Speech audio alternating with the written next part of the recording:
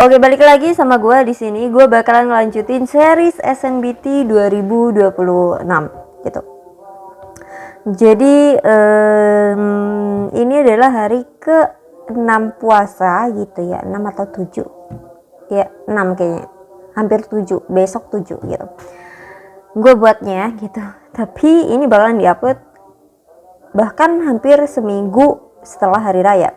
But it's okay ya, kalian bisa mengenang tadarusan Ramadan, suasana Ramadan di video gua gitu. Yang paling penting apa? Kita bisa fokus juga sekaligus gitu ya.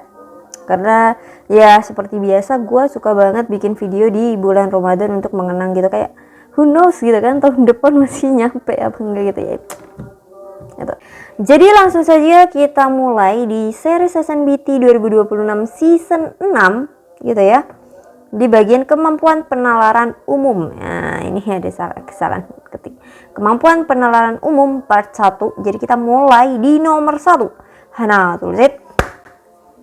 Seperti biasa, kalau ada kata-kata pasti benar, itu kita cari yang paling ditulis, paling berkaitan, atau paling mungkin. Nah, paling mungkin itu biasanya juga sudah dituliskan pada persoalan. Mana nih yang paling mungkin benar kayak gitu. Jadi kalau pasti benar, otomatis kalau bisa plek ketiplek sama pernyataan gitu ya. Jadi kita baca nih nomor 1. Konsumsi minuman bersoda berlebihan dapat meningkatkan risiko obesitas. Mengganti minuman bersoda dengan air putih membantu mengurangi konsumsi gula tambahan. Nah, kesimpulan dari kalimat ini apa?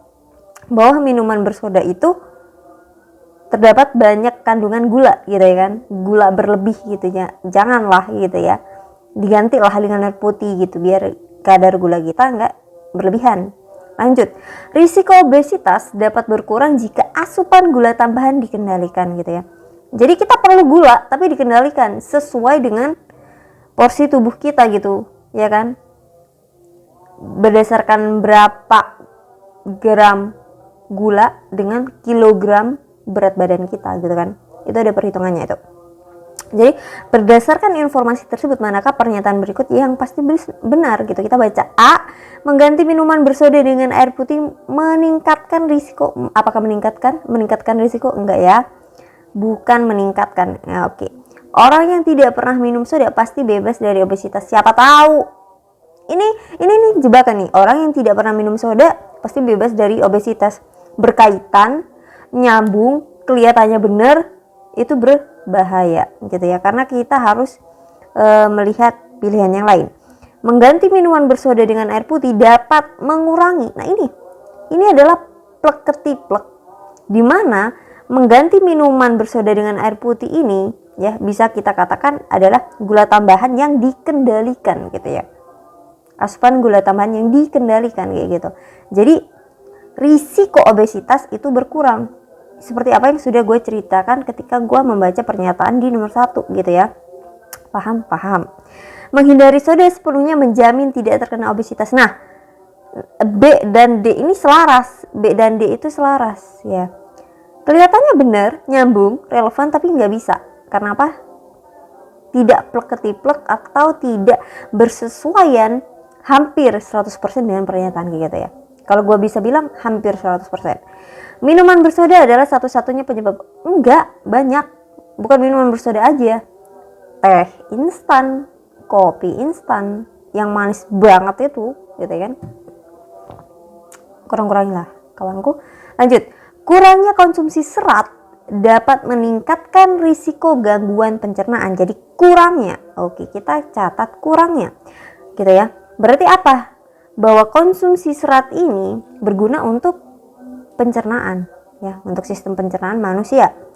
Mengonsumsi buah dan sayur setiap hari membantu meningkatkan asupan serat. Nah, jadi serat itu diperoleh dari apa? Buah dan sayur.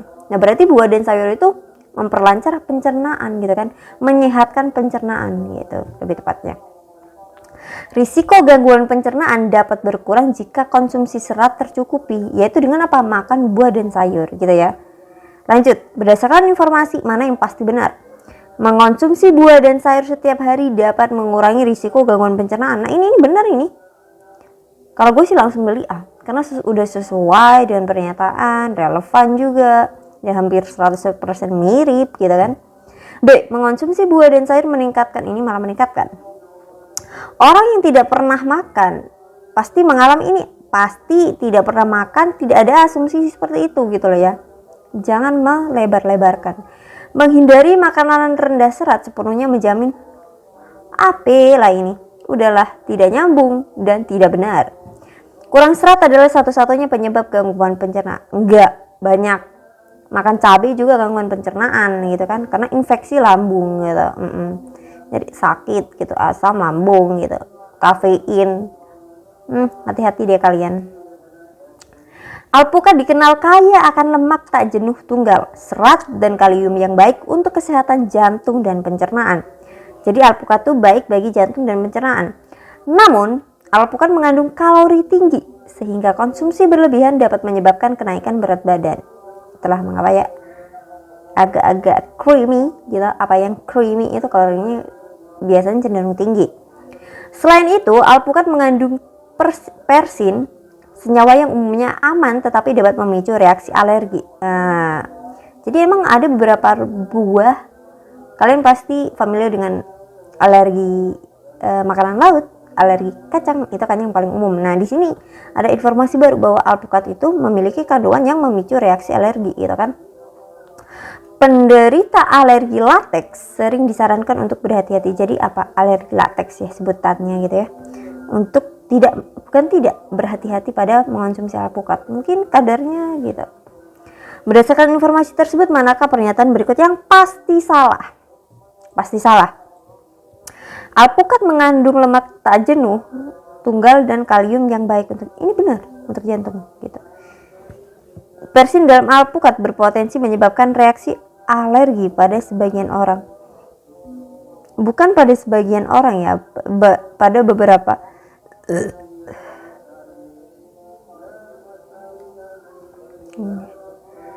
Persin dalam alpukat berpotensi menyebabkan reaksi alergi pada sebagian orang. Benar gitu kan, reaksi alergi pada sebagian orang gitu ya. Nggak semua orang alergi gitu kan, sebagian gitu. Konsumsi alpukat berlebihan dapat memicu kekurangan kalsium. Tidak membicarakan kalsium di sini, tapi untuk kekurangan kalsium, baca baik-baik. Ini tidak ada ya di bacaan ya. Tidak bisa kita simpulkan juga. Konsumsi alpukat tidak akan menimbulkan dampak buruk bagi kesehatan. Nah ini nih. Kalau dia alergi, sedikit apapun alpukat, kalau alerginya tingkat tinggi, bisa melayang gitu. Arwahnya bercindi. 4. Kale dikenal kaya akan vitamin A, vitamin C, vitamin K yang baik untuk meningkatkan imunitas dan kesehatan tulang. Namun, kale mengandung oksalat yang dapat berkontribusi pada pembentukan batu ginjal jika dikonsumsi berlebihan. Ya kan, pada intinya berlebihan gitu, nggak baik. Semua yang berlebihan nggak baik, kecuali uang. Selain itu, kale mengandung goitrogen, senyawa yang dapat mengganggu fungsi tiroid dengan menghambat penyerapan yodium. Jadi, ya itu berkaitan dengan kalimat sebelumnya bahwa pembentukan batu ginjal itu juga bisa disebabkan oleh mengonsumsi gitu ya kale terlalu berlebihan gitu. Oleh karena itu, penderita batu ginjal atau gangguan tiroid disarankan untuk membatasi konsumsinya gitu. Bukan tidak boleh makan, membatasi gitu ya. Berdasarkan informasi tersebut, manakah pernyataan berikut yang pasti salah?